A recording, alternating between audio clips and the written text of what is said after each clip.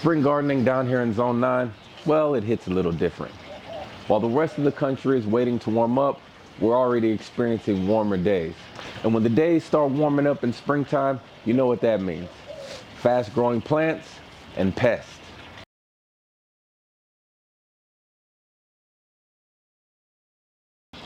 If you want to stay ahead of pest, disease, and watering issues, then I recommend starting your day with a quick walk throughout your garden. Look, all you need is 5 to 10 minutes to notice any problems. Noticing these problems early can save you hours worth of time later on down the road.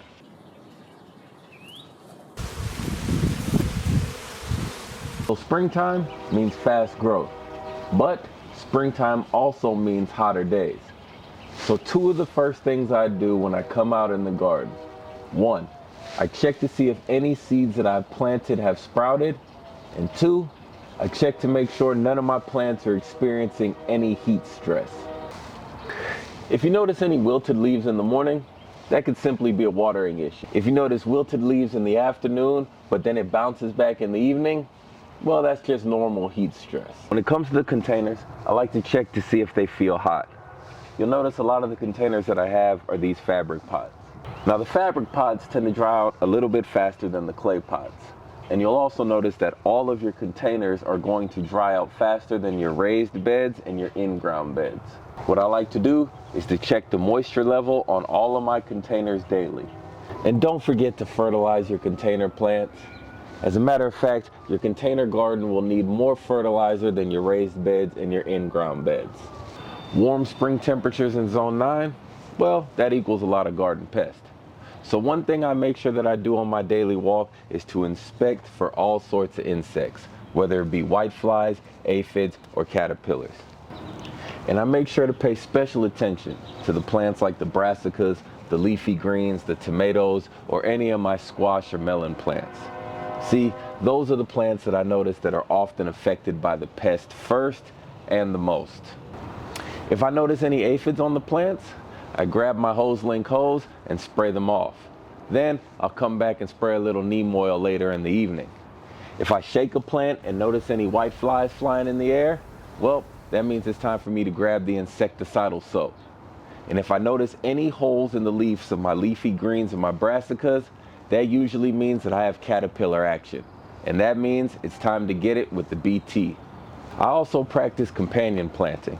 That's why you see herbs like this oregano, or even these calendulas everywhere throughout the garden.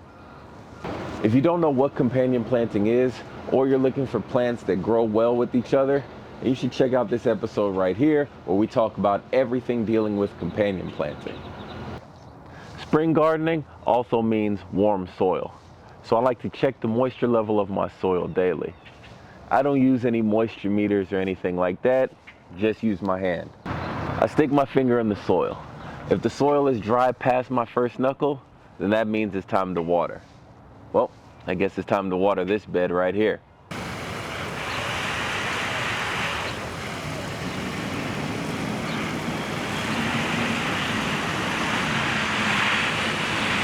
To keep moisture in the soil, I make sure that I use mulch on all of my garden beds. And not just any kind of mulch. The mulch has to be organic.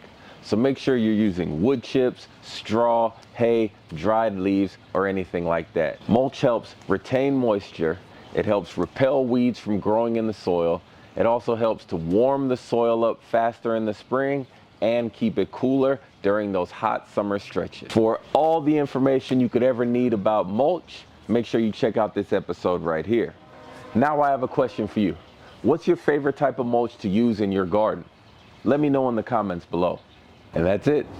That's my quick Zone 9 garden morning walkthrough check. By being attentive in our garden, we can catch any watering issues, pest issues, or nutrient problems before they spread throughout our entire garden. Plus, what's better than being out here first thing in the morning? I can't think of a better way to start my day than strolling through my garden. Make sure you check out the next episode tomorrow where we talk about weeding. Peace.